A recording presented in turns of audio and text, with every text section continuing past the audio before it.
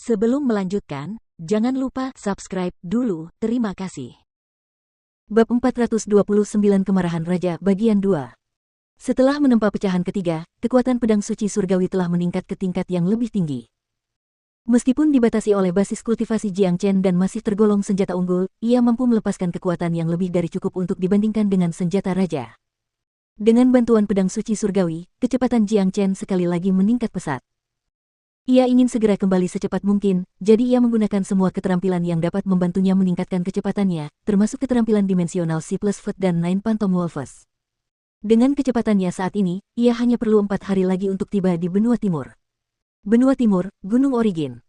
Big Yellow kembali dan berkumpul kembali dengan Yan Chenyu setelah 2 jam. Big Yellow, bagaimana situasinya? Yan Chenyu bertanya. Ini benar-benar buruk. Mereka membawa semua orang dari keluarga Yan ke kota Langit Harum dan memenjarakan mereka bersama dengan orang-orang Jiang. Selain itu, orang-orang yang memimpin misi ini adalah Kaisar ke-7 dan Kaisar ke-10, serta beberapa lusin pengawal emas. Dengan kekuatan kita, sama sekali tidak mungkin bagi kita untuk menyelamatkan orang-orang ini, dan bahkan jika kita entah bagaimana berhasil menyelamatkan mereka, kita tidak akan punya tempat untuk lari.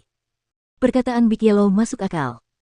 Dengan kekuatannya dan Yan Chenyu, mereka tidak hanya tidak mampu mengalahkan Kaisar ke-7 dan ke-10, bahkan jika mereka berhasil dan menyelamatkan semua yang dipenjara, mereka tidak akan punya tempat untuk lari, dan orang-orang yang mereka selamatkan hanya akan menjadi beban. Mereka benar-benar mengirim pasukan yang sangat kuat untuk menangani keluarga Jiang dan keluarga Yan. Sepertinya target utama mereka adalah Chen Gege. Yan Chenyu bukan orang bodoh, dia langsung mengerti maksud di balik ini. Jika mereka benar-benar hanya ingin menangani keluarga Jiang dan keluarga Yan, satu pengawal emas saja sudah lebih dari cukup untuk membantai setiap orang dari kedua keluarga. Namun, mereka telah mengirim 2 kaisar ke tempat terpencil seperti itu. Mereka jelas mengincar Jiang Chen. Oh ya, bagaimana keadaan ayah dan ayah mertuaku? Yan Chenyu bertanya. Pertanyaannya membuat Big Yellow mengerutkan kening, tetapi dia tetap mengatakan yang sebenarnya, saya yakin mereka tidak dalam situasi yang mengancam jiwa, tetapi mereka juga tidak dalam situasi yang baik. Mereka telah dibawa ke dinasti Martial Saint. Perlu disebutkan bahwa kemampuan Big Yellow dalam mengumpulkan informasi sangat hebat. Hanya dalam waktu 2 jam, ia telah mempelajari semua detail tentang situasi terkini, dan ia melakukannya di bawah hidung 2 prajurit Latte Combat Soul tanpa diketahui. Kemampuan ini saja sudah cukup untuk membuat siapapun kewalahan. Apa? Ekspresi Yan Chenyu langsung berubah. Jiang Zhenhai dan Yan Zhengyun dibawa dan dipenjarakan di dinasti Martial Saint. Sepertinya dinasti Martial Saint berencana menggunakan mereka sebagai pilihan terakhir. Yan Chenyu berhasil menenangkan diri setelah mengungkapkan kekhawatirannya. Cahaya dingin berkedip di matanya, dan dengan ekspresi serius dia berkata, saya harap mereka baik-baik saja. Sepertinya kita hanya bisa menunggu Chen Gege kembali sekarang. Yu kecil, bagaimana kalau kita lakukan seperti ini? Kamu tetap bersembunyi di sini dan perhatikan baik-baik situasi di kota Langit Harum, sementara aku akan mulai terbang ke benua selatan. Jika aku bertemu Jiang Chen di sepanjang jalan, aku akan memberitahunya tentang apa yang terjadi di sini. Kata Big Yellow. Baiklah, hati-hati. Yan Chenyu menganggukkan kepalanya. Mereka kini menghadapi situasi kritis, dan hanya kembalinya Jiang Chen yang dapat membalikkan keadaan. Dengan kekuatan mereka, mereka tidak dapat melakukan perubahan apapun. Big Yellow kemudian pergi dan mulai bergegas menuju benua selatan. Situasinya dianggap agak stabil saat ini. Sebelum Jiang Chen muncul, orang-orang yang dipenjara seharusnya aman. Big Yellow terbang dengan kecepatan yang luar biasa. Di sisi lain, Jiang Chen yang berdiri di atas pedang suci surgawi terbang dengan kecepatan yang lebih tinggi lagi. Dia tidak menyembunyikan auranya, jadi semua iblis yang ingin menghentikannya gemetar ketakutan dan kehilangan keberanian untuk mencoba apapun. 2 hari kemudian, Jiang Chen masih terbang dengan kecepatan yang luar biasa. Kemudian, dia tiba-tiba melihat sinar keemasan menyala di kejauhan. Sinar keemasan itu terbang ke arah benua selatan, dan ketika Jiang Chen melihat sinar keemasan ini, matanya langsung berbinar. Kuning besar.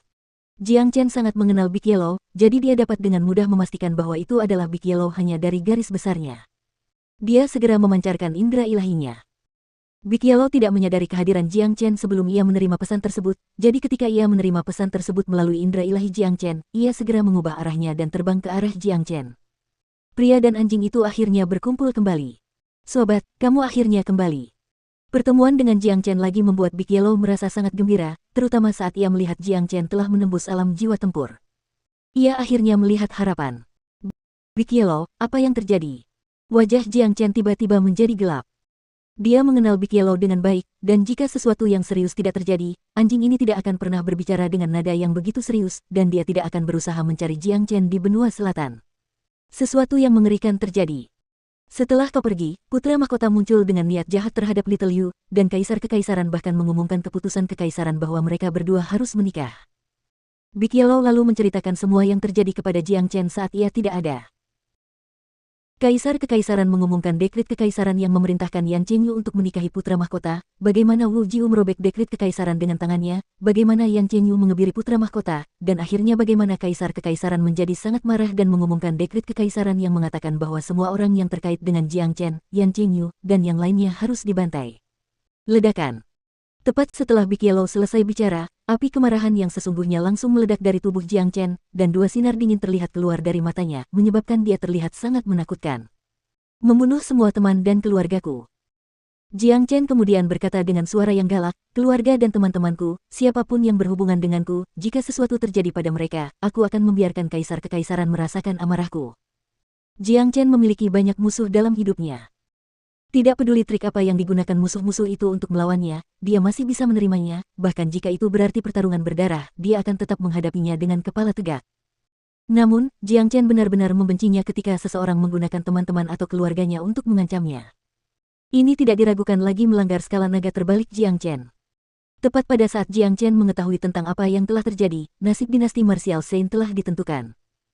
Terlalu banyak orang tak bersalah yang terseret ke dalam insiden ini, kita harus segera kembali secepatnya. Alasan Kaisar Kekaisaran belum membunuh mereka semua adalah karena dia ingin memancingmu keluar. Jika kau tidak menunjukkan dirimu, aku khawatir mereka mungkin akan menggunakan beberapa tindakan ekstrim lainnya. Kata Big Yellow dengan nada khawatir. Ayo pergi. Tanpa ragu, Jiang Chen segera meningkatkan kecepatannya ke yang tercepat. Si kuning besar juga berdiri di atas pedang suci surgawi. Hati Jiang Chen terbakar oleh kecemasan saat ini.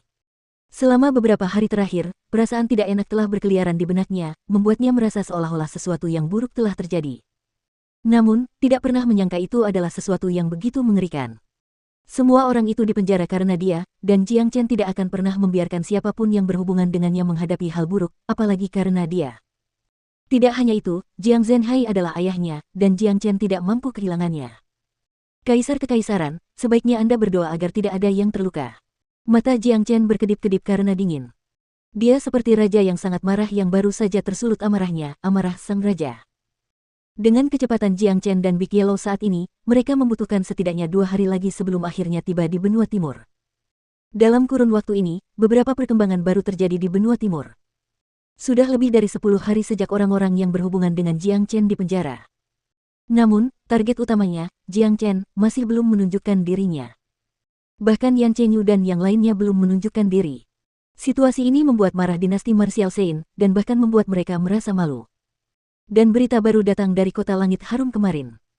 Kaisar ke-7 dan ke-10 akan menggunakan taktik kejam baru, mereka akan membunuh satu orang setiap hari sampai Jiang Chen menunjukkan dirinya. Hari ini, seorang alkemis penting dari keluarga Jiang dipenggal di depan semua orang, dan kepalanya digantung tinggi di tembok kota. Sekitar tengah hari keesokan harinya, sehari lagi sebelum Jiang Chen kembali, di langit luar kota langit harum, 3 pengawal emas mengelilingi seorang pemuda yang mengenakan pakaian pengawal biasa. Pemuda ini memasang ekspresi tenang, tidak menunjukkan rasa takut. Banyak orang di kota langit harum berkumpul di bawah kelompok orang ini dan menyaksikan kejadian itu dengan saksama. Mereka semua menggertakkan gigi karena marah, karena kemarin mereka menyaksikan seorang alkemis dari keluarga Jiang dipenggal tanpa bisa berbuat apa-apa. Orang-orang di kota langit harum merasa berutang budi kepada keluarga Jiang, dan sekarang, harus menyaksikan orang-orang dari keluarga Jiang dibunuh satu demi satu membuat mereka merasa semakin muram. Tukang daging ini pasti akan mendapatkan apa yang pantas mereka dapatkan. Sialan. Jiang Chen sudah banyak membantuku, tapi sekarang dia akan mati. Melihat ini membuatku marah. Saya hanya berharap Tuan Muda Jiang Chen dapat kembali secepatnya. Banyak orang menghadapi pemandangan yang sangat kejam dan brutal ini dengan air mata menutupi wajah mereka. Pria yang dikelilingi 3 pengawal emas tidak lain adalah pembantu rumah tangga keluarga Jiang saat ini, Jiang Cheng, yang memiliki pengaruh besar dalam keluarga Jiang. Kudengar kau dan Jiang Chen memiliki hubungan yang baik. Apakah kau pikir Jiang Chen akan kembali dan menyelamatkanmu sekarang? Seorang pengawal emas menatap Jiang Cheng dengan seringai di wajahnya. Hentikan omong kosongmu. Aku rela mati demi Tuan Muda tanpa penyesalan. Jiang Chen berbicara dengan gaya yang jantan. Dulu dia adalah pria yang tidak peduli dengan apapun kecuali menyelamatkan dirinya sendiri. Sebenarnya, dia masih takut mati. Namun, karena orang-orang ini ingin membunuhnya karena tuan mudanya, dia tidak menyesal. Kau bisa dianggap sebagai pria sejati. Kalau begitu, aku akan mengirimmu ke neraka sekarang. Penjaga emas lainnya perlahan mengeluarkan bilah pedang besar yang berkilau dan menaruhnya di leher Jiang Cheng. Apakah ada yang ingin kau katakan sebelum kami membunuhmu? Pengawal emas bertanya. Haha. Ya ampun, kematian Jiang Cheng tidak ada artinya. Tuan muda, di kehidupanku selanjutnya, aku masih ingin melayanimu. Ayo, cepat bunuh kakekmu. Jiang Cheng tertawa terbahak-bahak, tidak menunjukkan tanda-tanda takut. Menghadapi bilah pedang yang dingin itu, dia bahkan tidak mengerutkan kening. Pengawal emas menggelengkan kepalanya, lalu mengerahkan tenaga ke tangannya dan bersiap mengayunkan pedangnya. Setelah serangan ini mendarat, kepala Jiang Cheng tidak akan lagi terhubung ke lehernya. Astaga, plus. Tepat pada saat ini, suara benda yang terbang di udara terdengar. Sinar sedingin es dilepaskan dari jauh dan mengenai bilah pedang. Dentang. Pedang itu langsung terlempar.